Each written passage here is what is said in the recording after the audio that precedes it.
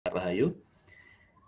Pagi ini saya coba akan mempresentasikan topik kita tentang kuliah pengantar keterampilan klinik yang ketiga berkaitan dengan pemeriksaan ginekologi. Mohon nanti teman-teman ada yang belum sempat menyaksikan ini disampaikan juga ya, karena yang lebih penting dalam pembelajaran sebagai seorang mahasiswa itu bukan saya mesti juara sendiri, tidak.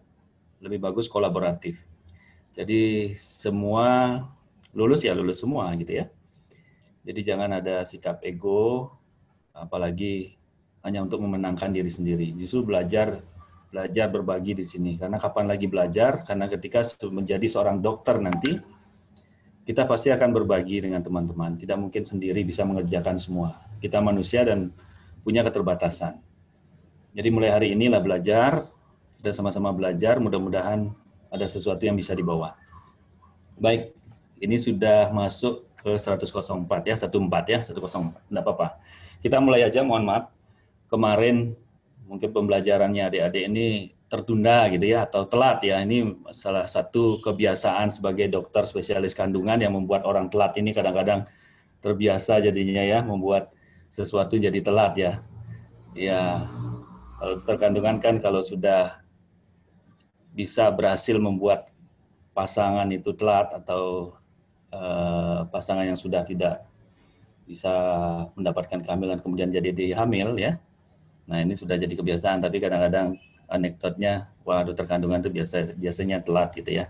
Jadi berhasil membuat orang telat itu suatu kebanggaan sebetulnya. Tapi pada kasus ini kan konteksnya di pembelajarannya jadi telat, itu suatu hal yang tidak patut dicontoh ya. Tidak patut dicontoh. Saya coba pagi ini dengan menyita waktunya dari prodi juga, institusi, untuk menyampaikan, memaparkan materi tentang pemeriksaan ginekologi. Baik, saya izin share ya. Share. Oke, sebentar.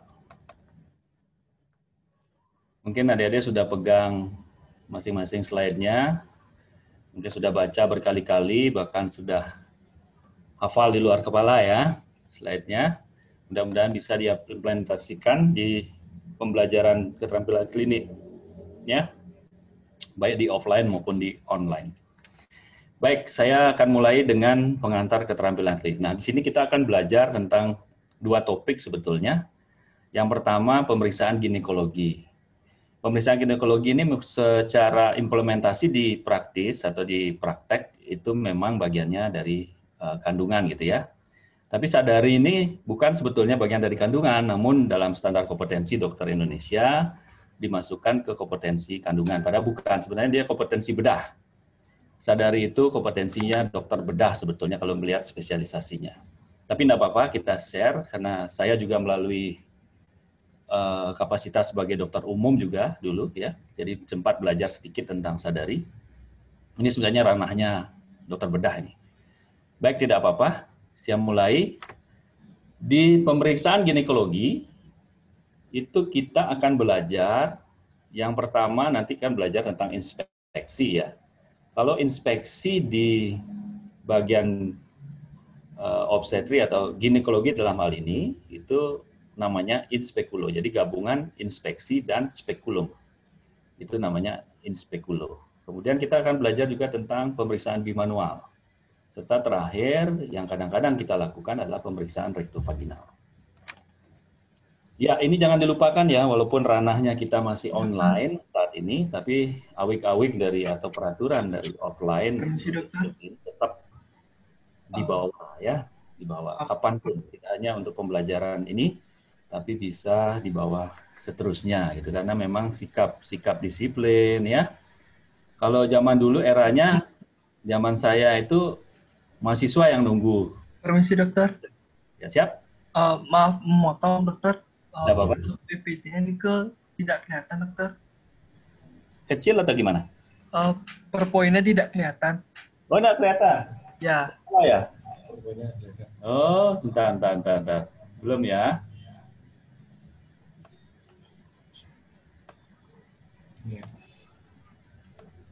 Ya, sebentar. Oh, sorry deh ya. Ya. Oke, Sudah, kita mulai dokter. lagi ya. Terima kasih, Aduh, dokter. ini bocor saya ngomong nih, nggak apa-apa. Karena inilah ranah yang baru, ini adaptasi kebiasaan baru juga ya. Kita belajar. Nah, yang ini jelas ya? Jelas ya, Dek? Yang ini jelas? Jelas, dokter. Oke, Jelas. siap. Jadi tadi ya, kita akan belajar tentang pemeriksaan ginekologi. Pada pemeriksaan ginekologi, kita akan belajar sebenarnya 3 atau 4 poin. Yang pertama, inspeksi. Kalau inspeksi pada pemeriksaan ginekologi namanya inspeksi ditambah spekulum. Jadi menggunakan spekulum, bantuan spekulum. Nanti kita akan belajar.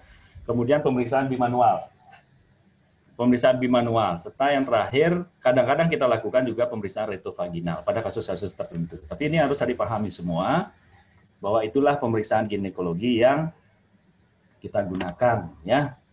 Ini aweg-awegnya atau aturannya, silakan dibaca saja, sudah terbiasa adik-adik dengan hal ini. Tapi jangan dilupakan ya, walaupun kita melakukan online sekarang ini, aturan offline-nya jangan dilupakan.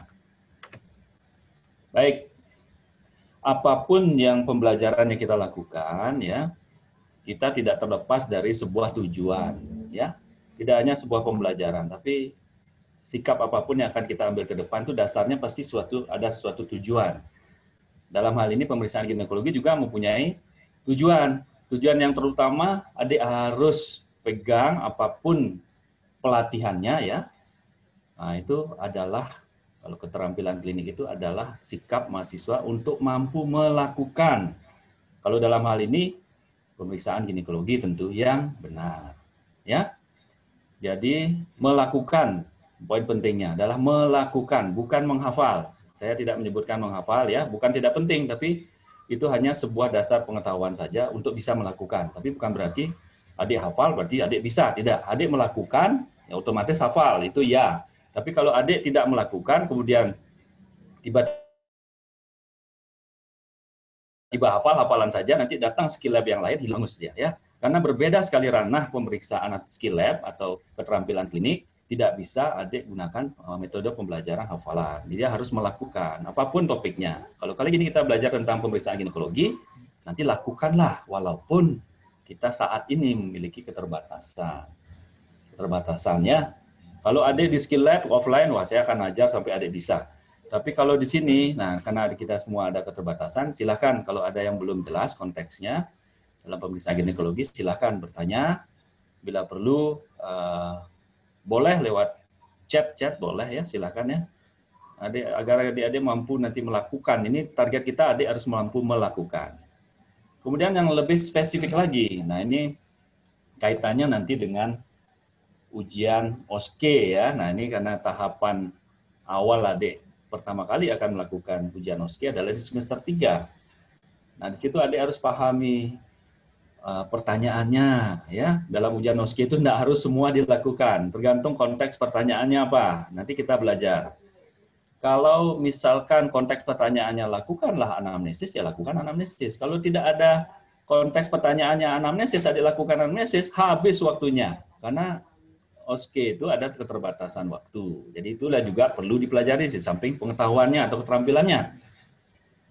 Nah, pada topik ini kita akan belajar bagaimana melakukan anamnesis pada keluhan organ genitalia wanita, baik internal maupun eksternal. Yang kemudian kita pelajari juga melakukan ya, semua melakukan nih, pemasangan spekulum vagina dengan benar dan aman. Kemudian yang ketiga, melakukan pemeriksaan bimanual seperti tadi ya. Dan terakhir baru menegakkan diagnosa dan membuat diagnosa banding. Jadi itu tujuannya. Jadi jangan dilupakan, apapun arah pembelajarannya tetap konteksnya tahu tujuan. Karena dengan tujuan itulah kita akan terarah gitu ya. Kalau kita tidak ada tujuan, kita tidak punya arah. Jadi ini tolong dipahami apa yang menjadi tujuan dalam pemeriksaan ginekologi.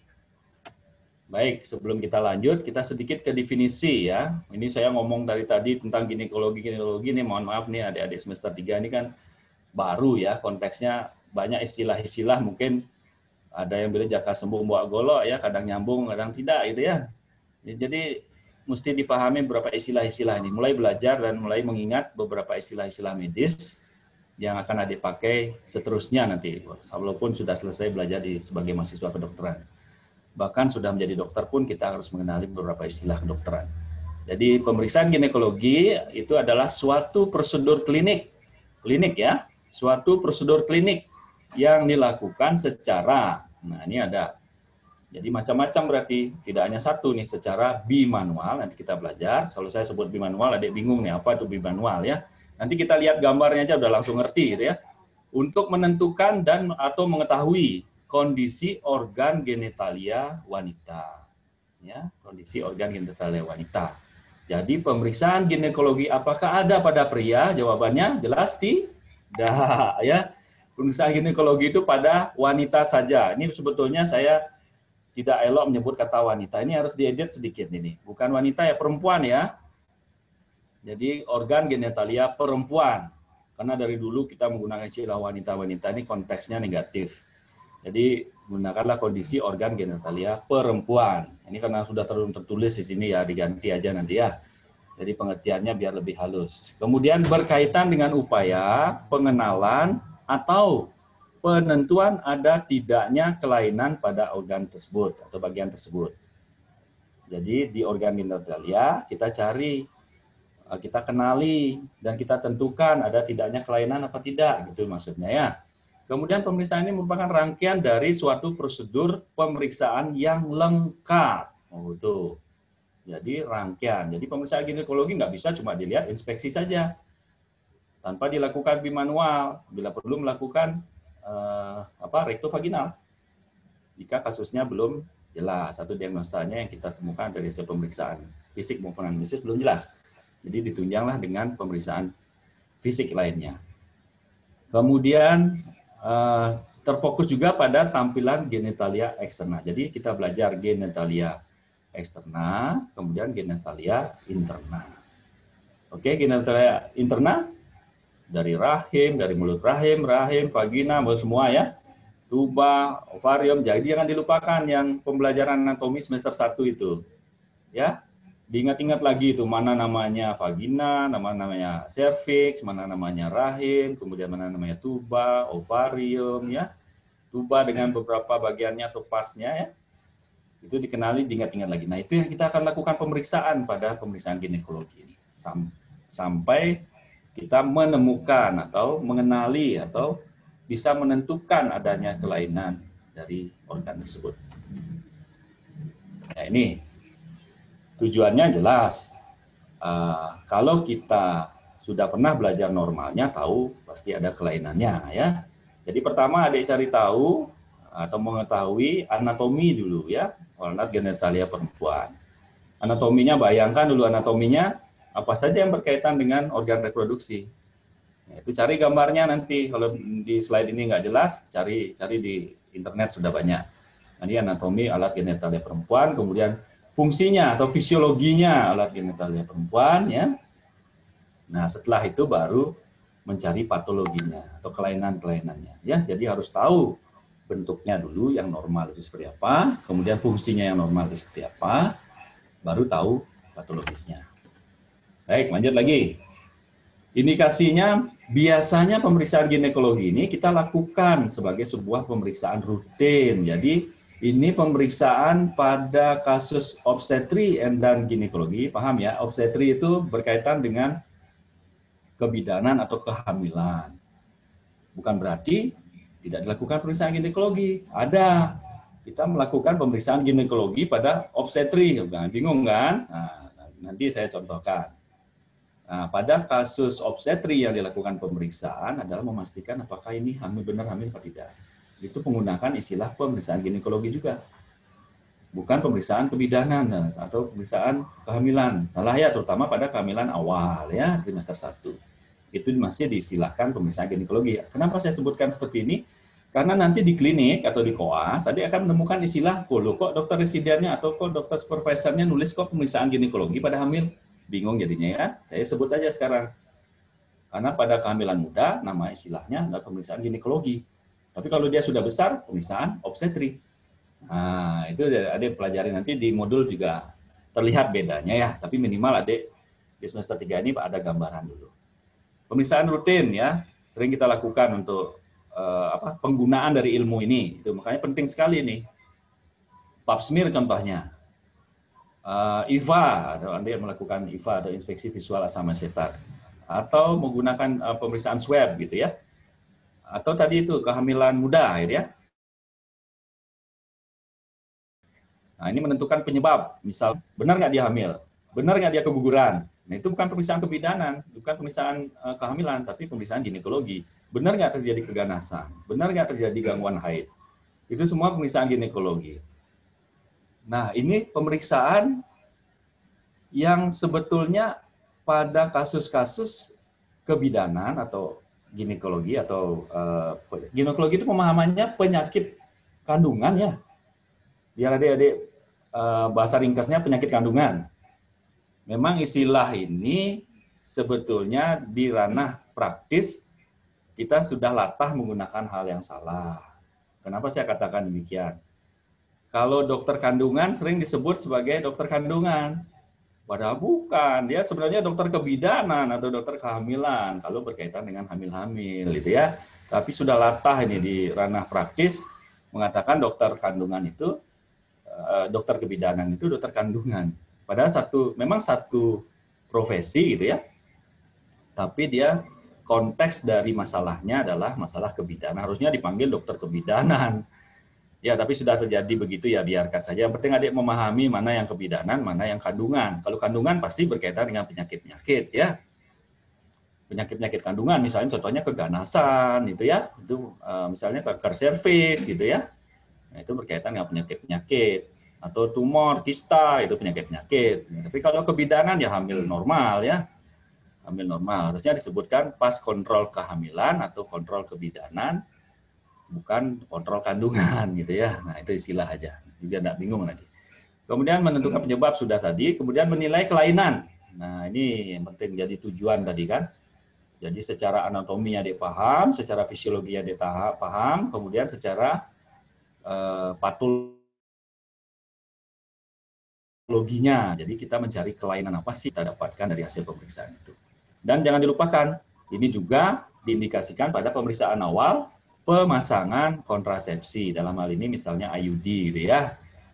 Jadi menggunakan juga pemeriksaan ginekologi namanya. Jadi kalau ada masang IUD tanpa melakukan pemeriksaan ginekologi sudah salah. Tidak boleh ya, harus diperiksa dulu. Terpenuhi enggak? Nanti di video ada tayangannya ya. Mudah-mudahan kita bisa tayangkan videonya atau adik sudah tonton videonya. Di situ kita contohkan ada pemasangan pada kasus IUD ya. Pemeriksaan ginekologi pada kasus IUD. Jadi memang persiapannya salah satunya memeriksa semua, inspeksi, palpasi, kemudian dilakukan inspekulo tadi ya, kemudian bimanual, baru terakhir kita melakukan pemasangan. Tidak bisa ujuk-ujuk langsung pasang, itu tidak bisa. Jadi diingatkan kembali pada adik-adik, apapun kasusnya, ingatkan selalu melakukan yang pertama yang terpenting ya, semua kasus ini anamnesis itu harus kuat ya. Nah, dia sudah belajar jadi fundamental 4 sama secret 7. Nanti adik pelajari itu semua dasarnya. Karena kenapa saya katakan ini penting? Anamnesis dan pemeriksaan fisik, termasuk pemeriksaan ginekologi. Pemeriksaan ginekologi itu pemeriksaan fisik. Itu 80% menentukan masalah ya. Kalau dengan dua alat atau instrumen itu, anamnesis dan pemeriksaan fisik adik jago, pemeriksaan penunjang nggak perlu. Ya, karena pemeriksaan penunjang hanya 20%. Kalau kita mampu menegakkan dari dua instrumen yang ada, itu anamnesis dan pemeriksaan fisik, dalam hal ini pemeriksaan ginekologi, kita mampu tegakkan diagnosa, cukup. Artinya apa? Ilmu ini adik bisa pakai di daerah. Makanya harus jago nih. Saya mau ajarin adik lebih jago. Saya tuh enggak demit ilmu. Jadi saya ajarin adik-adik biar jago. Kalau bisa lebih pintar dari dosennya. Itu luar biasa. Sama dengan dosennya itu luar biasa. Apalagi bisa melebihi dosennya. Kadang-kadang orang pintar banyak yang tidak mau dilewati kepintarannya. Kalau saya tidak. Harus saya itu dilewati kepintarannya. Ya. Jadi jangan takut. Kalau adik nggak paham, tanya saya. 24 jam, lewat WA boleh. Ya. Harus ini jelas, harus adik kuasai, karena ini modal adik untuk berpraktek nantinya. Apapun itu, keahlian adik sebagai dokter umum. Kalau ada kasus-kasus kebidanan atau kasus kandungan ya, adik sudah jago. Karena itulah kita menanamkan nilai-nilai karakter itu sesuai dengan visi FKIK Unwar. Kita nggak mau ada cuma sekedar lewat aja. Di bagian kebidanan nggak boleh sekedar lewat ya. Nggak tahu saya di ranah yang lain, mudah-mudahan juga tidak. Kalau di bagian kebidanan itu nggak boleh sekedar lewat. Harus dikuasai, karena ilmu kebidanan itu ilmu sepanjang masa. Apapun ya, apalagi sekarang ranahnya pandemi ya. Kasus kebidanan itu makin banyak, bukan makin habis, makin terkikis, tidak. Makin banyak karena orang stay at home. Banyak orang hamil. Jangan sampai unwanted pregnancy. Banyak orang ingin menggugurkan kandungan itu ya. Karena kasusnya sebanyak di rumah ini. Nah, itu ranahnya dalam situasi normal saja, ranah kebidanan ini sangat luas, sangat banyak. Apalagi pandemi seperti ini kita banyak di rumah. Nah, itu banyak kasusnya itu. Baik, lanjut ya. Nanti yang tidak perlu saya tekankan saya tidak tersebut ya. Nah, ini pemeriksaan ginekologi. Adik baca di pemeriksaan ginekologi di bagian internal, organ internal, adik harus cari bentuknya, arahnya, besarnya, konsistensi rahimnya. Mulai dari luar nih, jangan dihafal ya. Tolong kalau mempelajari skill lab atau keterampilan ini, jangan pernah hanya mengandalkan hafalan. Saya tidak menganjurkan hanya mengandalkan hafal. Apapun bentuk skill lab-nya. Itu harus ranahnya adalah praktis, praktek, terampil, melatih ya. Melatih. Jadi membayangkan. Jadi anatominya dia harus pahami normalnya seperti apa, mulai dari anatomi terluar. Inspeksi, kemudian lakukan palpasi, nanti kita lihat videonya itu. Bagaimana cara melakukan. Kemudian baru masuk ke ranah yang bagian dalam lagi ya, vulva, vagina ya, mulut rahim, semua dengan spekulo tadi. Kemudian masuk lagi ke area lebih jauh, apakah memeriksa balut temen ya, kemudian memeriksa adnexanya kanan dan kiri. Paham adnexa ya? Adnexa itu di luar rahim itu namanya semua adnexa. Dari rahim kan ada di sebelah kanan rahim, ada tuba, indung telur ya kayak gitu ya. Belum lagi parametrium ya, semua itu bagian dari adnexa. Itu kita tes juga, kita periksa juga ya. Itu namanya pemeriksaan menggunakan teknik pemeriksaan ginekologi bimanual. Kita akan dapatkan, oh ini ada kista, oh ini nggak ada kista gitu ya. Karena kita bisa meraba, kalau ada kista, kita bisa meraba indung telurnya. Nah itu ya, kista itu indung telur yang berisi cairan. Ya. Indung telur yang berisi cairan namanya kista. Jadi jangan nanya bahwa kista itu ada di rahim dok, tidak. Namanya juga cairan berisi indung telur berisi cairan, tidak mungkin di dalam rahim. Ya itu berbeda. Kalau dia penyebutannya kista indung telur, ya indung telurnya berisi air. Ya jangan dipanglengkan gitu ya. Jadi pelajari ya konfirmasi kehamilan. Nah, ini kita sudah sebut tadi. Ini konfirmasi kehamilan di dalam apa di luar rahim ya. Ini pada kasus-kasus yang ada telat haid, kemudian dilakukan tes kehamilan itu positif, kemudian dilakukan pemeriksaan atau didapatkan ada keluhan keluar darah pada pemeriksaan ginekologi, itu curiga apakah terjadi kehamilan di dalam, apakah di luar rahim. Itu ada yang bayangkan bahwa peran dari pemeriksaan ginekologi luar biasa. Itu penting banget pada kasus ginekologi atau kebidanan. Kebidanan tentu yang di tahap awal ya, kehamilan awal seperti ini. Jadi itu memeriksa, oh ini hamil luar kandungan, oh ini hamil dalam rahim, itu pakai pemeriksaan ginekologi. Jadi bukan sekedar hanya USG. USG itu pemeriksaan penunjang ya. Jangan salah artikan sedikit-sedikit USG, sedikit-sedikit USG, enggak. Harus dikuatkan pemeriksaan namanya pemeriksaan fisik tadi. Salah satunya ginekologi dalam hal ini. Pemeriksaan ginekologi itu harus kuat, harus jago adik-adik melakukan. Kemudian anamnesis juga, tadi udah saya sebutkan ya, Fundamental 4 dan Secret 7, itu kuatkan di sana, baru bisa memperdalam pengetahuan tentang pemeriksaan ini. Oke, belum lagi kita memeriksa patologinya ya, pada keputihan, pleural itu keputihan ya, apakah ada perdarahan, ada tumor dan sebagainya. Iya, ini ada persiapan-persiapan yang harus dilakukan pada pemeriksaan ginekologi. Tentu apapun pemeriksaannya sebetulnya di ranah keterampilan klinik, persiapannya ya 3 ini. Ya.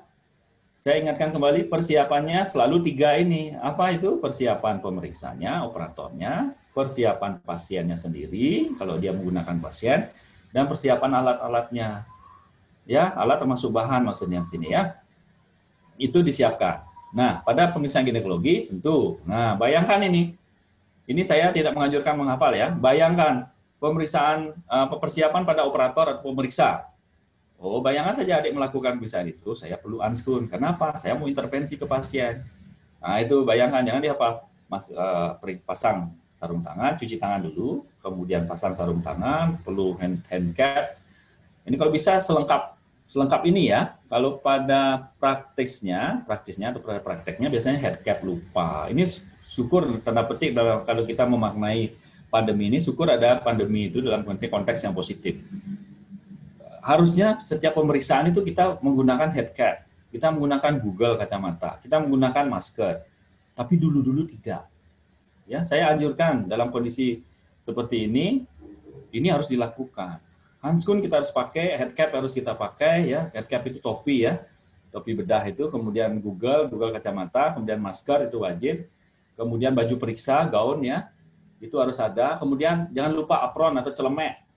Apronnya dari plastik atau biasanya dibuat pakai material PVC itu biasanya ada, plastik itu bisa, itu harus digunakan. Inilah persiapan-persiapan yang harus ada pada seorang pemeriksa. Jangan gegabah, wah ini tidak menular, ini syukur diingatkan sama si corona ini. Harus siap tempur seperti ini, kalau tidak gitu bahaya. Kita terlalu abai. Kalau dulu paling pakai hanskun, sudah yang lain nggak pakai. Nah, ini sudah salah ya. Ini memang dari dulu sudah ilmunya ini ada, bukan baru dibuat, tidak ya. Ini kadang-kadang kita diskon nih, karena kita senang diskon ya, kita diskon. Ini kalau ke mall kita dapat diskon itu senang. Kalau ini pemeriksaan ini jangan didiskon nih, bahaya. Kemudian persiapan pasien. Nah, ini posisikan, bagaimana kita memposisikan pasiennya ya. Posisi pemeriksaan ginekologi itu tidak harus mengangkang saja atau litotomi.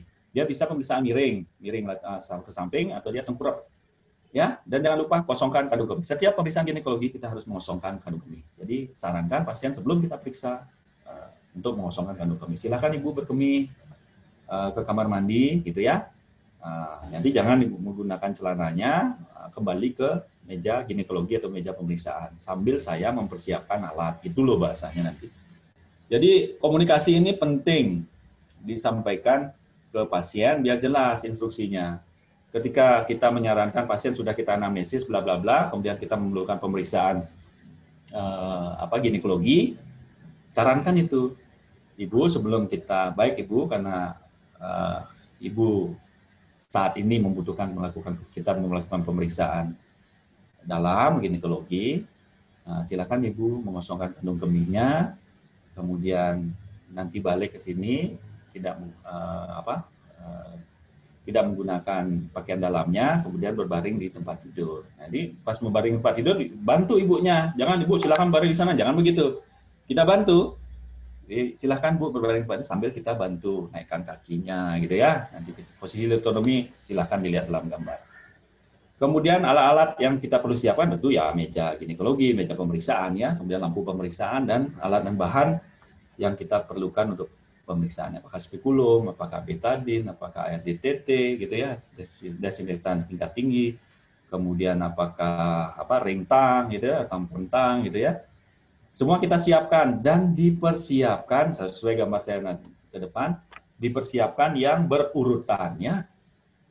Karena yang kita perlu persiapkan pada adik, di samping mendapatkan pengetahuan keterampilan klinik, adik itu harus dipersiapkan untuk menghadapi ujian OSCE. Kalau kita berbicara tentang konteks ujian OSCE, ujian keterampilan klinik, kita berbicara targetnya di poin 3. Ya, dari penilaian. Poin 3 itu dilakukan lengkap, terstruktur. Dilakukan lengkap, terstruktur, itu yang kita ajarkan. Jadi targetnya poin 3, perkara poin 2, nah itu lain lagi ya. Kita kasih pembelajaran yang paling optimal pada adik-adik, menguasai yang terstruktur dan lengkap. Makanya nanti alat-alat yang dipersiapkan harus alat-alat yang dimulainya secara terstruktur. Bisa nggak membayangkan? Pemeriksaan ginekologi yang kita mau lakukan apa? Tadi sudah ada persiapan operator, ada persiapan pasien. Sekarang mempersiapkan alat, ya. Nah, di luar meja pemeriksaan dan peralatan yang lain, alat apa yang kita persiapkan kalau kita melakukan pemeriksaan ginekologi? Ini dia. Posisinya salah satu begini ya, litotomi pasien tadi ya. Ini bokongnya harus kita persiapkan di tepi. Ini di tepi bed ini bokongnya. Jangan di sini ya. Dia harus di ujung bed itu biar gampang alat kita nggak mentok nanti kalau spekulo ya, melakukan pemeriksaan dengan spekulo. Kemudian jangan lupa ini tutup kain, ini yang sering kita lupa. Apalagi ini konteksnya dengan manikin. Kita belajar di manikin ini sering kita lupakan menyelimuti pasien. Jadi saya ingatkan kembali untuk melakukan pemeriksaan pada pasien baik dalam konteks pelatihan maupun dalam konteks praktis nanti di lapangan, pasien itu tidak boleh telanjang bulat. Dalam pengertiannya, misalnya kita mau melakukan pemeriksaan ginekologi. Payudara ini tidak boleh menganga, ya. Dia harus diselimuti, ditutup. Tidak boleh semua pasien telanjang bulat di atas meja gin, itu sudah salah. Ya, ini yang sering lupa, apalagi kita belajarnya lewat manikin. Manikin kan telanjang terus, nggak ada yang makein baju. Jadi sering lupa. Jadi konteksnya, ini memang pembelajaran adik-adik ini agak sedikit rumit dibandingkan zaman kita dulu. Kalau zaman kita dulu, kita belajar langsung pada manusia. Dan itu katanya salah sekarang, makanya ada konsep sekarang menggunakan manikin. Itu katanya tidak manusiawi. Ini manikinwi berarti ini ya. Manikinwi ini harus memanikinkan manikin ini ya. Jadi diselimuti itu. Jadi mana yang kita periksa? Misalnya kita periksa abdomennya, perut bawahnya saja dibuka, payudara ke atas tutup, ya. Kemudian kalau kita memeriksa vaginanya, vulva vagina atau ginekologinya, spekulumnya, ya kita memasang spekulum, tutup perutnya, jangan ditelanjangin gitu ya. Itu sering lupa. Nah ini penting sekali, saya ingatkan kembali ya. Ini jenis-jenisnya, silahkan dibaca ya. Ini saya sudah sebut tadi. Posisi ginekologi apa saja bisa kita lakukan pemeriksaan itu ya. Ini alat-alatnya ya.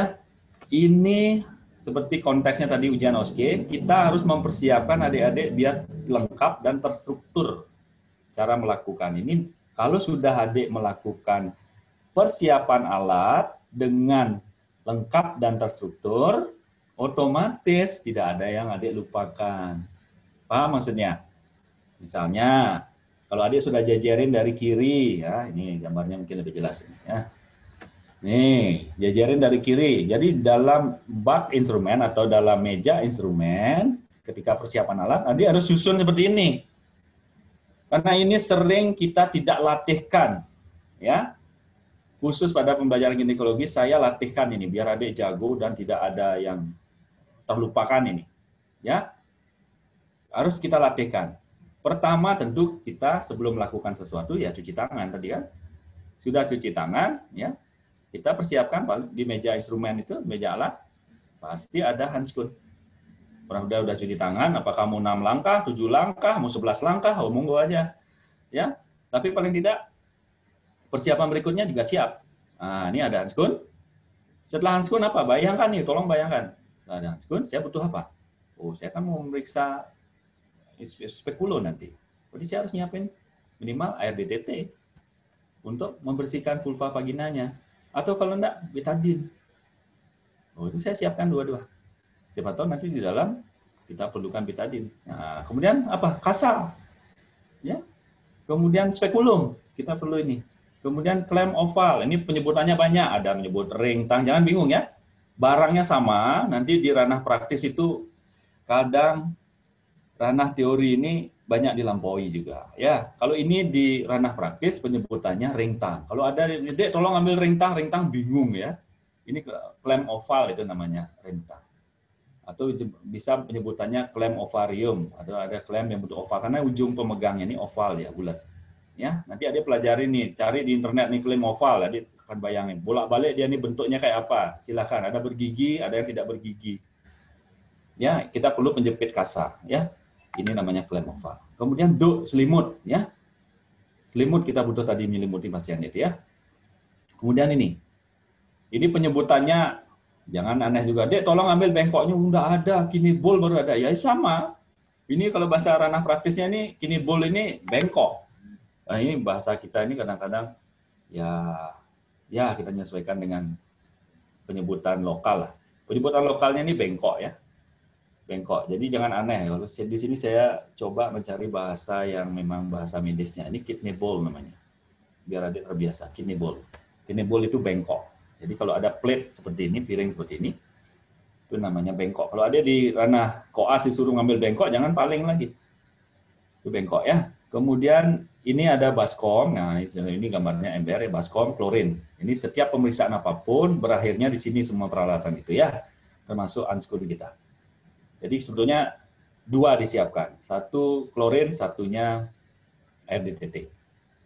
Tuh, setelah air DTT nanti masukkan ke alat sterilisator lagi. Jadi alat-alat yang tadi yang plate-plate ini yang yang besi-besi ini, yang stainless ini bisa dipakai lagi. Nah, ini urutkan seperti ini ya.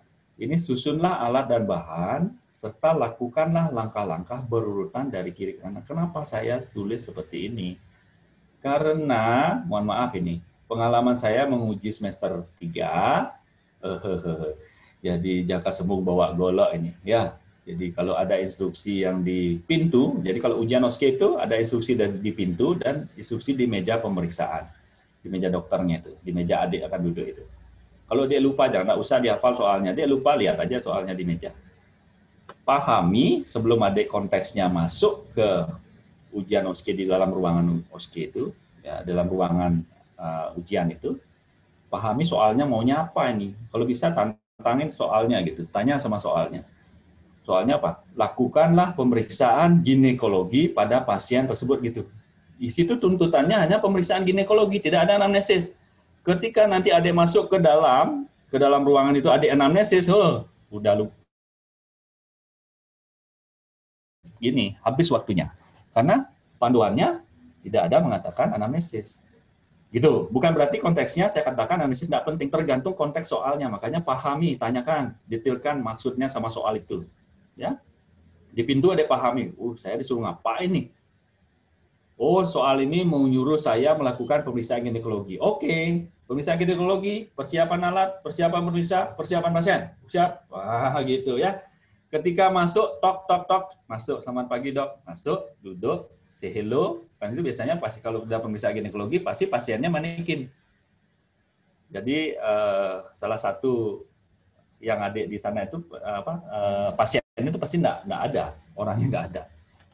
Itu berarti langsung konteksnya baik Ibu gitu kan. Perkenalkan saya paling begitu, perkenalan say hello dan sebagainya, kemudian melakukan tujuannya apa. Karena Ibu sudah siap akan dilakukan pemasangan misalnya IUD, saya akan lakukan pemeriksaan terlebih dahulu, pemeriksaan ginekologi. Kami silakan Ibu ke toilet untuk berkemih, kemudian melepas celana dalamnya, kemudian kembali ke meja pemeriksaan sambil saya mempersiapkan alat. Oke. Gitu. Ya. Siapkan alatnya, diajarkan alatnya. Karena apa? Waktu ujian OSCE ini alatnya akan berantakan. Adik banyak ditipu oleh alat-alat yang lain. Jangan bingung. Pemeriksaan ginekologi kalau adik sudah konteksnya belajar seperti ini, gambar ya, urut ini handskun-nya ya. Kemudian berikutnya setelah handskun apa? Saya mau bersihkan, berarti perlu ada cucing ini, cucing RDTT, ya. Perlu ada kasa, perlu ada spekulum, perlu penjepitnya, perlu selimutnya, ya, perlu bengkoknya, sampai air klorinnya. Siapin semua. Kalau ini sudah terbiasa dia lakukan, jangan dah. Pasti ingat.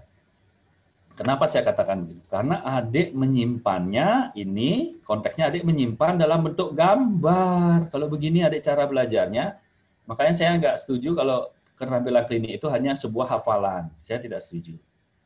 Jadi itu harus diranah melakukan dalam pengertian ini disimpannya di otak kanan. Ketika adik melakukan, adik akan menyimpan memori itu di otak kanan. Karena otak kanan kita itu menyimpannya jangka panjang. Jangan lupa, kita punya kecanggihan di tubuh kita, gunakan. Otak kanan kita menyimpannya jangka panjang. Jangan sangka dia lupa. Kalau sekarang misalkan saya tanya sama adik-adik semua ini, yang ratusan orang hadir di sini, saya tanya, kalau adik sudah pernah melakukan keterampilan klinik, melakukan pemeriksaan tekanan darah, apakah adik lupa? Saya tanya aja. Lupa? Tidak lupa. Coba saya suruh sekarang, detik ini saya tanya, lakukanlah pemeriksaan tekanan darah pada pasien tersebut. Ingat kan? Sama, pemeriksaan ginekologi juga begitu. Kalau konteksnya adik lakukan, simpennya di otak kanan, tidak akan pernah lupa. Makanya, itu hebatnya tubuh kita. Manfaatkan itu, kemampuan otak kanannya. Makanya kenapa setiap pembelajaran selalu buat mind map. Selalu buat mind map. Ya, itu ada tujuannya. Itu ibaratnya scan. Cepret gitu ya, atau full kamera, cepret gitu. Ingat, sebelah sudut kanan itu apa ya? Oh, sudut kiri itu ada loh rasanya. Ketika adik lupa, adik buka. Langsung ingat. Berikutnya ingat terus gitu ya. Jadi itu cara skill lab agak sedikit berbeda. Kalau adik belajar CBT ya, kalau adik belajar CBT ya, computer based test, hafalan, kebanyakan hafalan. Kalau skill lab nggak bisa hanya mengandalkan hafalan, hangus dia. Ibaratnya kalau saya sering sampaikan sama adik-adik mahasiswa yang baru ini, ketika adik hafal semua di skill lab, sekarang adik diajarin, begitu keluar dari pintu skill lab, kalau ini pembelajaran offline, geblek gitu pintunya, hangus sampai di luar. Kalau hafalan, hangus.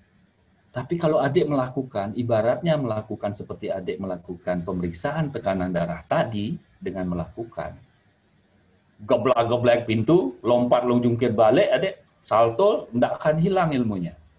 Itu hebatnya skill lab. Sekali adik mempelajari yang terstruktur dan lengkap, akan ingat selalu. Makanya belajar skill lab itu akan lebih mudah sebetulnya ketimbang belajar hafalan. Kalau hafalan itu hanya untuk konteks ujian saja. Tapi kalau adik mau memahami skill lab, ya caranya yang begitu. Jadi gunakan kemampuan otak kanannya, simpan dalam bentuk gambar. Dengan cara apa? Melakukan. Lakukan berulang kali. Kalau ibarat bahasa pelatihan itu, kalau ingin kompeten, lakukanlah berulang-ulang yang benar itu 6 kali berturut-turut. Yang benar ini, 6 kali berturut-turut. Kalau itu bisa, itu adik sudah kompeten. Kalau mau lebih hebat lagi, proficient.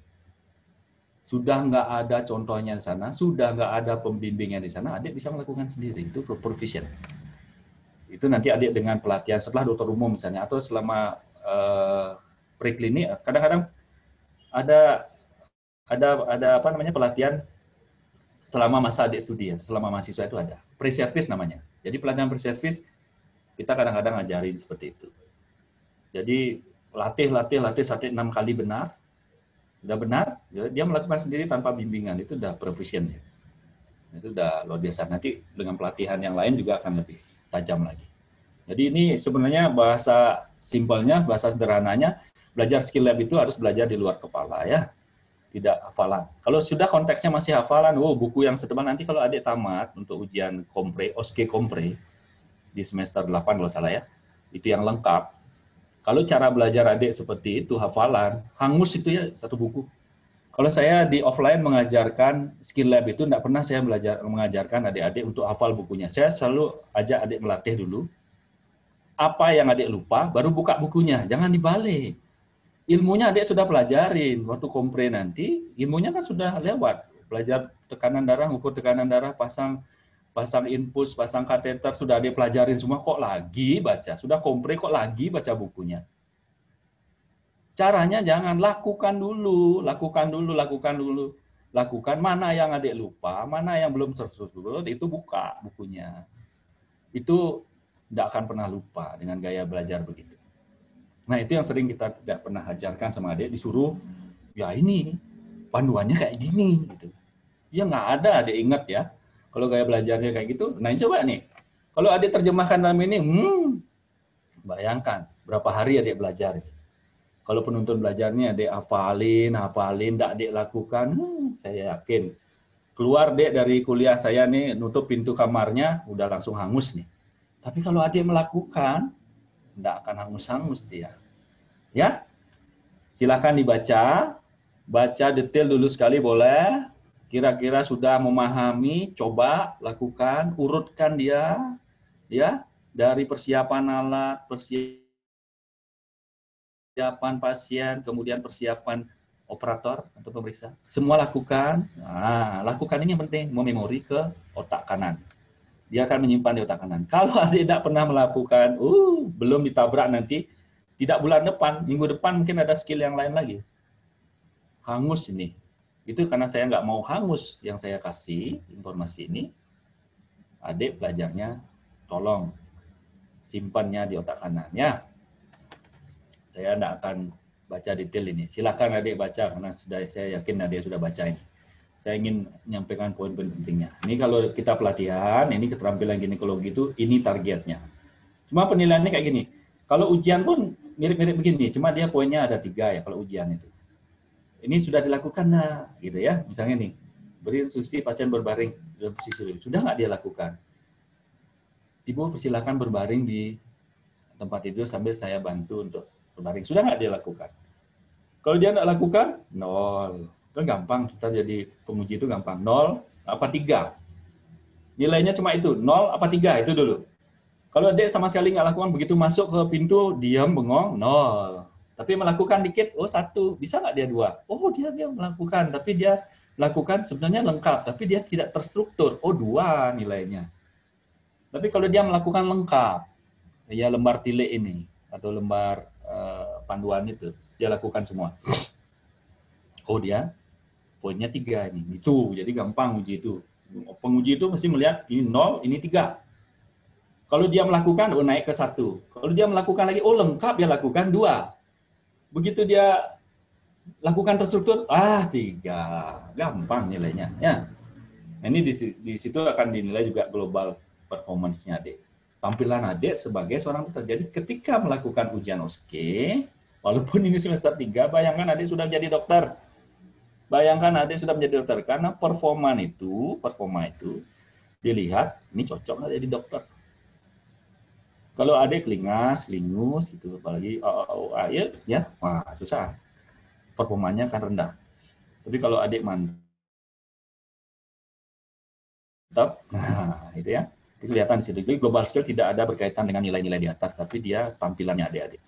Secara umum ya, tampilan dia sebenarnya paham dia ilmunya, tapi mungkin dia lupa gitu. Jadi ada poin-poin tertentu yang bisa kita nilai.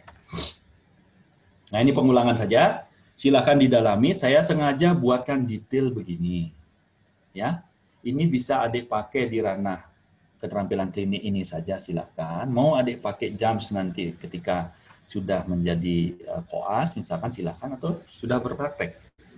Karena di ranah praktek ya begini juga sama. Jadi jangan semua konteksnya, saya kan cuma mau belajar OSCE, perusahaan ginekologi aja, jangan gitu, ya. Jadi bekal apa yang adik pelajari masuk anatomi itu jangan dilupakan deh, poin-poin pentingnya jangan dilupakan.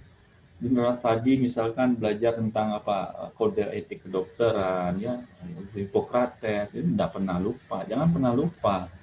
Ya, diingat-ingat gitu. Kalau lupa sih wajar manusia namanya, tapi diingat, ada loh saya belajar nih. Ketika dia membutuhkan ilmu itu buka bukunya, ingat lagi. Gitu caranya, jangan sekedar lewat. Saya tidak ingin mengajari adik sekedar lewat. Kalau sudah lewat ya jangan di sini belajarnya. Dan pahami bahwa belajar sebagai mahasiswa kedokteran itu posisi adik-adik itu posisi yang sangat-sangat strategis. Pahami itu bagi adik-adik yang mungkin semangat atau motivasinya nih masuk di kedokteran kalau sudah dipaksa orang tua misalnya kayak begitu. Saya ingatkan kembali, ranahnya adik di Fakultas Kedokteran sudah diberi kesempatan sekolah di Fakultas Kedokteran suatu hal yang sangat strategis. Mau jadi, kenapa saya katakan begitu? Mau jadi apa saja, ya, profesi apa saja bisa. Coba saya contohkan, bukan bermaksud menjelekkan profesi yang lain. Satu contoh ini untuk memotivasi adik-adik, harus ada dalam diri adik-adik itu.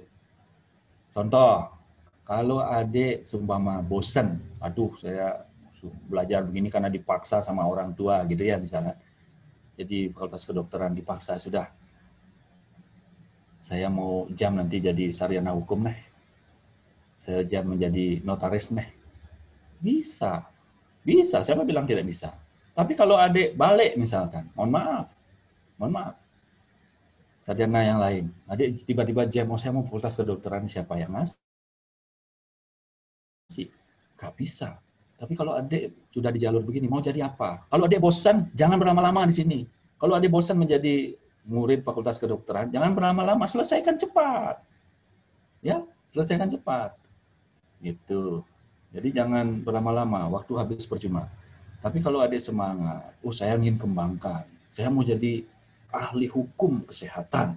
Wah, saya selesaikan dokter dulu. Atau sama-sama, menyelesaikan S1 sekolah sarjana hukum. Tidak masalah, teman saya banyak gitu. Bahkan dekannya WK itu teman saya. Doktor sekarang pangkatnya dokter ya, Hari Gondo Kurniawan SPOG konsultan veto maternal gitu. Belakangnya isi lagi ya. Isi MARS, wah macam-macam ya. Jadi banyak. Jadi SHM Hum gitu isi. Jadi apa? Mau adik nanya mau jadi sekretaris, sorry. Mau jadi notaris? 2 di Denpasar ini dokter yang jadi notaris. Mau jadi pengusaha? Banyak. Mangsi itu dokter umum yang jadi ownernya Mangsi itu dokter umum. Nah, mau jadi apa? Kalau ini masih tidak semangat, cepat-cepat selesaikan. Jam. Tapi kalau adik masih semangat, tuntaskan. Mau jalannya dua-dua, silahkan asal bisa. Gitu ya. Nah itu pesan-pesannya. Ini pengulangan aja, silahkan. Jangan dilupakan pemeriksaan ginekologi sama seperti pemeriksaan lain, termasuk di penyakit dalam. Ada pemeriksaan pandang, inspeksi, ada perkusi, ada auskultasi, ada palpasi, semua hampir sama ya. Dan saya ingatkan, pada melakukan pemeriksaan fisik, tidak saja dokter yang memeriksa atau adik-adik yang meriksa aja yang rileks, pasiennya juga harus rileks. Kalau dia tegang, biarkan yang itu saja tegang pagi-pagi nggak apa-apa. Tapi kalau pasiennya tegang, dokternya tegang, ya nggak jadi periksa. Jadi rileks, ya. Jadi syaratnya pasien harus dirilekskan, baru dilakukan pemeriksaan itu. Kalau pasiennya masih tegang, cemas, takut, paksa begitu, wah nggak bisa. Apalagi pemeriksaan spekulo. Pada pasien yang masih tegang, itu kita nggak bisa lakukan pemeriksaan spekulo. Kita tenangkan pasiennya. Itulah dibutuhkan ilmu komunikasi yang adik pelajari nanti sepanjang masa ya. Jadi bagaimana mengarahkan pasien untuk siap dilakukan pemeriksaan ginekologi itu kadang-kadang penting dan itu kadang-kadang tidak disampaikan ya. Nah, silakan dibaca. Adik sudah paham ilmunya ini di semester awal, Basic Fundamental 4 ya, Secret 7 silakan. Itu semua dilakukan, Dek. Ketika adik melakukan anamnesis, inilah yang adik lakukan gitu ya. Semua yang ditanya, kalau ada soal OSKE, mengatakan lakukanlah anamnesis, pemeriksaan fisik pada pasien tersebut. Lakukan ini teorinya. Lokasinya di mana, waktunya kapan, kualitas nyerinya misalnya gimana, kuantitas seperti apa, kronologinya, bla bla bla semua ya. Itu. Kemudian identitasnya, keluhan. Ingat, keluhan yang adik tanyakan pertama kali adalah keluhan utama yang menyebabkan pasien itu diperiksa, memeriksakan diri. Itu yang penting. Keluhan utamanya apa? Itu adik perdalam dalam Secret 7 itu. Itu perdalam lagi. Onsetnya berapa lama? Ibu nyeri sejak kapan? Sudah berapa lama? Gitu. Nyerinya seperti apa? Kalau saya contohkan dari nilai 0 ke 10, nyerinya seberapa? Oh, gitu. Detail ya. Mau kualitas, mau kuantitas. Kemudian riwayat-riwayatnya. Kalau pada pemeriksaan ginekologi, dalam ini ginekologi awal ya, hamilan awal ya, itu kita harus nanyakan hari HPHT, hari pertama hari terakhir. Itu rumusnya sudah saya cantumkan, itu untuk menghitung saja. Kapan sih taksiran persalinannya? Kalau dia hamil muda 3 bulan ya, itu masih bisa gunakan pemeriksaan ginekologi 3 bulan misalnya. Kapan dia perkiraan lahirnya? Tinggal harinya, tanggal harinya itu ditambahkan. Misalnya tanggalnya 7, ditambahkan 7. Bulannya misalkan April, kurang 3 kalau masih bisa dikurang. April kan 4, kurang 3. Kalau nggak bisa dikurang misalnya tanggal 2, bulan 2 gitu. Nggak bisa dikurang nih kan, tambahin 9. Tahun tambahin 1. Ya, itu maksudnya ya. Itu nanti adik belajar juga nanti di obstetri. Ini saya sengaja lampirkan sedikit riwayat obstetrinya akan begini ditulis nanti ya. Di ranah klinis maupun di praktis ya. Dravida, Para, dan bla bla bla, gitu ya. Riwayat penyakit silakan, macam-macam bisa ditanyakan di situ, termasuk riwayat kontrasepsinya.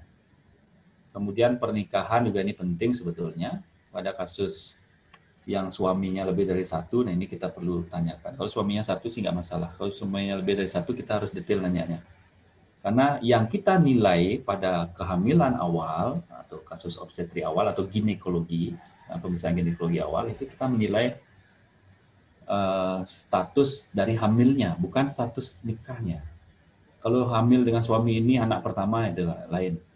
Dia siapa tahu sebelumnya sudah punya 3 anak dari suami sebelumnya. Jadi dia tetap hamil yang keempat ini, bukan hamil pertama. Itu penting adik pahami ya. Ini pemeriksaan abdomen, silakan dilakukan, jangan dilupakan ini, dilakukan seperti pemeriksaan yang lain ya. Di bedahkah, di penyakit dalamkah gitu ya. Sama, ilmu kita sama untuk pemeriksaan ini, nggak ada yang berbeda ya. Hanya berbeda pada penekanan spesifiknya. Tadi menggunakan alat spekulum dan sebagainya. Kalau pemeriksaan inspeksi ya sama, kita lihat apa yang kita temukan di sekitar area ini. Mau pakai yang 4, mau pakai yang 4, mau pakai yang 9, silakan. Nah ini bayangkan, jangan dihafal lagi. Misalnya kotak di kuadran ini, berarti organnya kira-kira apa? Di sini misalkan ini ada di sebelah kanan bawah ini ada usus buntu. Jangan nyari di sini, dia usus buntu gitu. Ini nyaplir nih ilmunya, hafalan doang nih. Jadi dipahami, itu maksudnya paham itu dia mengerti struktur organ yang ada dalam. Di sini hati, jangan nyari misalnya di kuadran bawah ini dia nyeri, berarti keluhannya di hati. Jangan, ya. Salah itu. Pasti kuadrannya di atas ya, kanan atas di hati itu. Ini pentingnya belajar anatomi yang saya katakan, baru belajar fisiologi dan patologinya. Kalau anatomi normalnya tidak paham, buka lagi bukunya ya. Kemudian perkusi diketok-ketok dikit, kemudian dilakukan perabaan ya seperti ini, kemudian baru pemeriksaan auskultasi. Tetap sama ini inspeksi, perkusi, palpasi, auskultasi semua. Jadi pemeriksaan medis itu semua perangkatnya yaitu pemeriksaan fisiknya ya. Hanya yang lebih spesifik yang membedakan.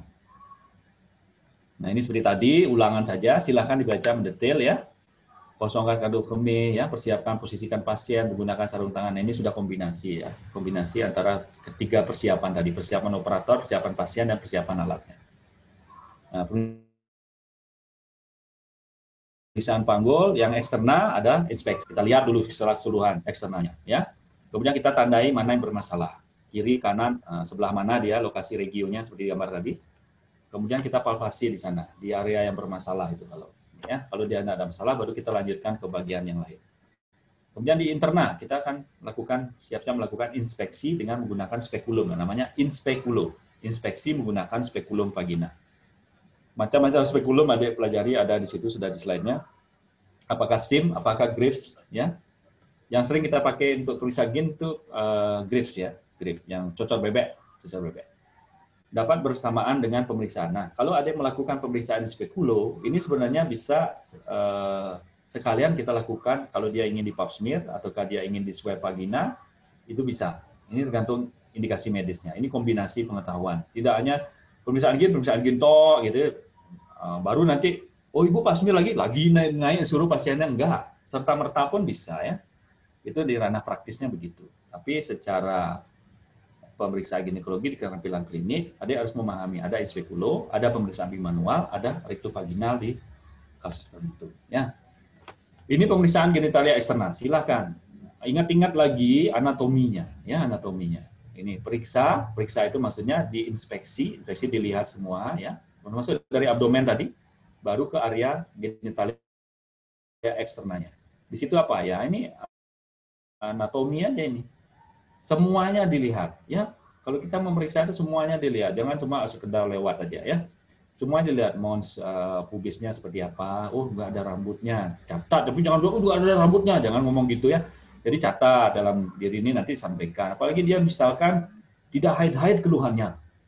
Ini tidak haid, tapi umurnya sudah 20 tahun misalnya begitu. Ini kan perlu pemeriksaan gin, memastikan organ apa masalah. Dia tidak ada rambut pubisnya. Ini akan nanti aja belajar tentang penyakitnya nih. Rambut pubisnya nggak ada. Waduh, curiga ini amenorrhea sifatnya primer. Jangan-jangan dia kelainan bawaan ini. Nah, jangan rahimnya nggak ada. Misalnya spekulo. Ternyata betul.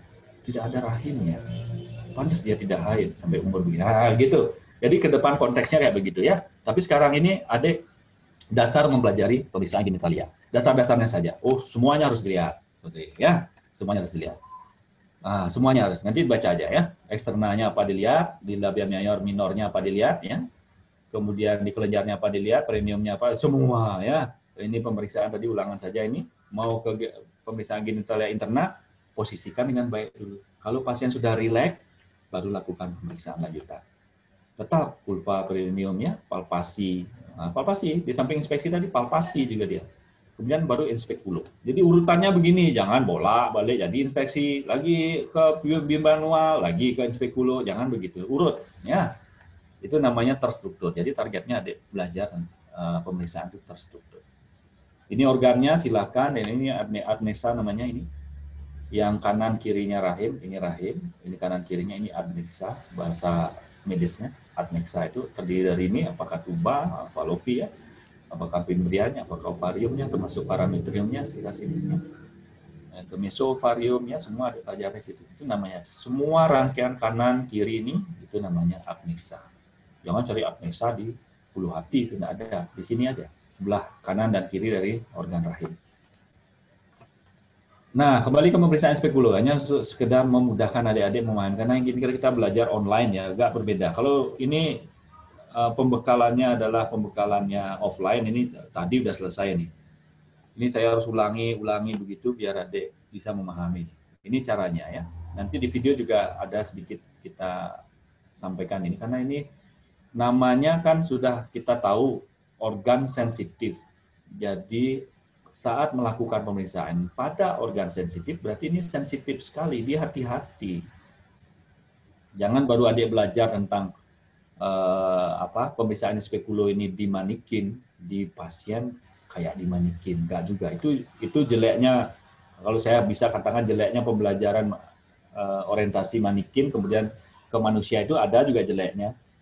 Jadi disamakan nanti ke manusia itu jeleknya kalau terbawa kebiasaan itu. Makanya kebiasaan itu kan terbentuk ketika kita melakukan aktivitas berulang-ulang terus ya.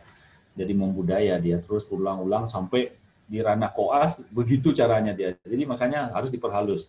Ketika kita menyentuh organ sensitif pada wanita, dalam ini vulva dan vagina, sebelum itu kita sentuhkan dulu di area sekitar, nah misalkan di sini ya. Di sini bisa. Kita sentuhkan jari ini, jari tangan kiri kita, sentuhkan dulu sini ya. Sentuhkan sini, di video itu ada. Disentuhkan di sini. Baru alat spekulum kita masuknya tidak seperti ini. Dia miring ya. Bayang nggak bentuk kemaluan ini? Untuk kemaluan kan anggaplah garis begini, garis ke sini. Kalau Dek sekarang spekulum garisnya ke sana, melintang begitu. Adik masukkan melintang begini, apa ibunya ndak nendang adik nih? Pasti ditendang lah. Sakit dia. Jadi posisinya miring nih, putar spekulumnya miring ya. Nah, ini nih, miring dia. Miring sejajar dengan arah dari bilahnya ini, bilahnya. Bilahnya yang dia garisnya begini. Setelah masuk sepertiganya, teruskan sampai menuju sampai menuju ke serviks atau mulut rahimnya ya. Baru putar, sepertiga masuk dulu, putar, balikkan, ya, putar seperti ini, jadi posisinya. Setelah itu cari porsionya di dalam porsio ini.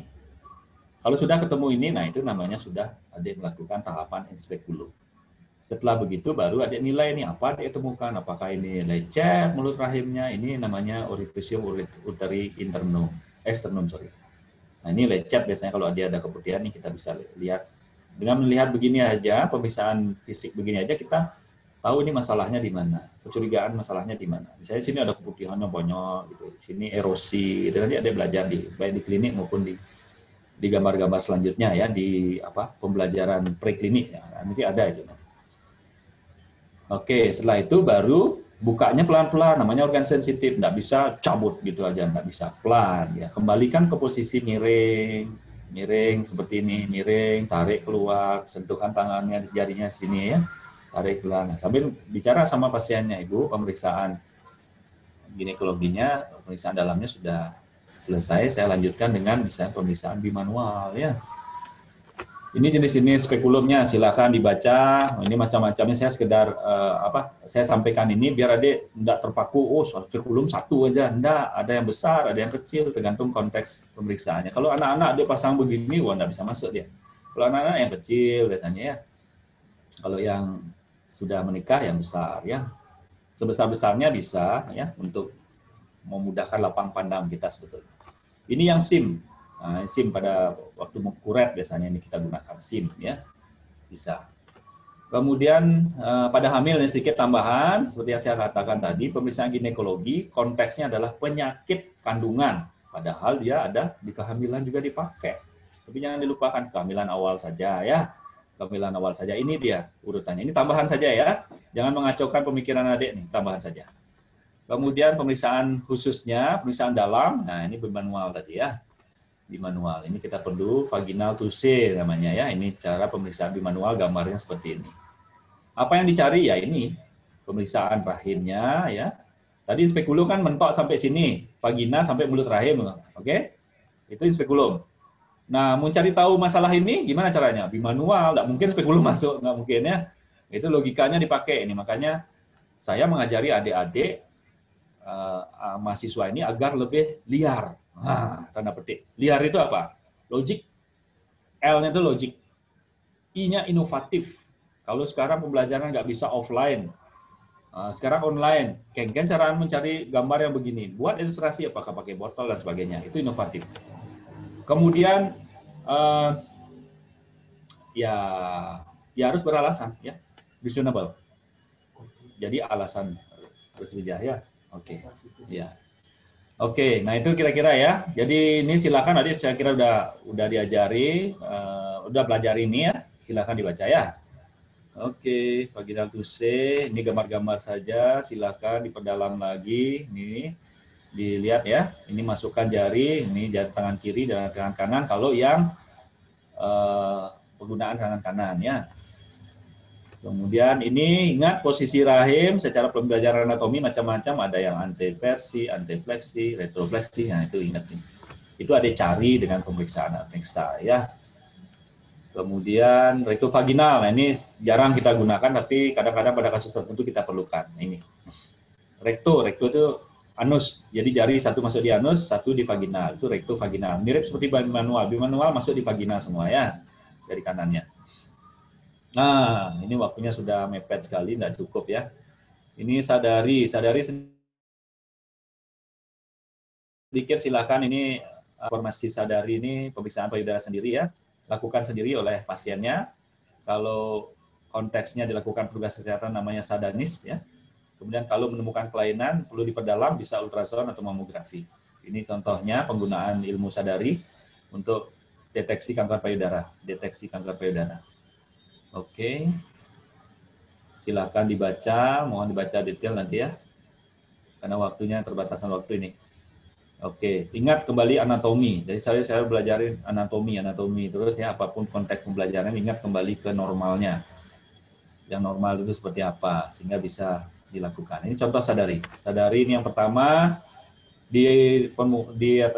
berhadapan dengan cermin ya. Tangan diangkat. Nah, dilihat payudara kanan dan kiri. Simetris apa tidak, besar kecilnya seperti apa ya, ada tampak benjolan apa tidak. Yang kedua, ini tangannya turun ke bawah. Yang ketiga, nah ini puting susunya diperasnya apa ada cairan keluar apa enggak. Yang keempat menggunakan bantal. Kalau dia di sisi sebelah kanan, berarti yang memeriksa sebelah kiri kan lakukan sendiri ini. Kalau di sisi sebelah kiri bantalnya lakukan dengan tangan kanannya. Kalau ditemukan benjolan perlu konfirmasi dengan dokter lain namanya sadanis. Jadi dokter atau pemeriksa yang lain bisa membantu. Ini silakan arah putarnya. Nah ini ya sirkuler atau ada up and down, atas bawah atau menuju ke puting. Itu mendeteksi. Jadi raba tekan betul-betul ya. Nah ini contoh gambarnya agar lebih mudah dipahami. Silakan. Ini ada yang ditekan ke arah puting, ini ada yang sirkuler, ini ada up and down ya. Silakan. Nah, ini tangannya. Ini benar-benar dirasakan ada benjolan apa tidak? Kalau curiga ada benjolan, nah ya perlu pemeriksaan lanjutan. Ini 3 jari ya gunaannya, tekan putingnya itu. Ya, silakan dibaca deh. Bisa, saya kira ini gampang dipahami. Jadi prinsipnya bisa dengan cara berdiri di depan cermin, bisa dengan cara berbaring ya. Ini tidak perlu, sadanis itu tidak perlu. Adik hanya sekedar saya tambahkan ilmunya biar paham kelanjutan dari sadari? Silakan nih sadanis ini sadari yang diperlakukan oleh dokter atau perawat yang lainnya atau orang lainnya. Ini kira-kira diameternya kalau ketemu ini, nah, dengan sadari, nah ini curigaan yang mana, perlu langkah-langkah lanjutan apa itu ya. Sadanis boleh, atau USG atau mamografi boleh. Ataupun biopsi juga boleh. Ini USG, mamografi seperti ini gambarnya. Ini hanya pemahaman saja, itu enggak, di pembelajaran ini enggak diajarkan sebetulnya ya. Pemeriksaan USG, nah itu contohnya biar adik duak nih. Mamografi, nah itu seperti itu, mamografi biar kebayang nih semester 3 enggak kebayang apa, kasihan nih. Nah, ini biopsi diambil jaringannya ya, diperiksa ke patologi. Nah, itu dia. Jadi saya tutup ya. Gimana, tambah pusing apa enggak setelah kita ajari ini dalam waktu yang sangat-sangat terbatas. Waktu saya cuma 45 menit karena menunggu adik juga 15 menit tadi. Jadi enggak apa-apa, mudah-mudahan bisa dipahami. Pembelajaran ini tolong dibaca ulang-ulang. Setelah adik pahami, coba latih 6 kali minimal ya, yang benar. Setelah yakin, nah, mau ditingkatkan ke proficient, yang lebih hebat lagi, yang lebih di luar kepala lagi, tanpa ada pembimbing di sana sudah paham. Nah, itu akan lebih bagus. Sehingga konteksnya, ketika nanti ada pembelajaran keterampilan klinik yang berikutnya, tidak lupa yang ini. Oke? Sementara itu dulu ya. Ada pertanyaan mungkin, karena waktunya terbatas banget. Cukup ya? Ada? Cukup, Dok. Kortingnya Sudah gimana? cukup, dokter. Cukup ya? Oh iya, iya. Oke. Nggih, mohon maaf ya menyita waktunya, mungkin agak lewat dikit ya. Oh ya, menyita waktunya, mudah-mudahan bermanfaat. Kalau ada yang belum dipahami, boleh menanyakan, baik lewat WA, chat, silakan. Nanti akan saya sampaikan. Nggih. Nggih, saya tutup dengan Parama Santi. Om Santi, Santi, Santi Om. Boleh saya live ya?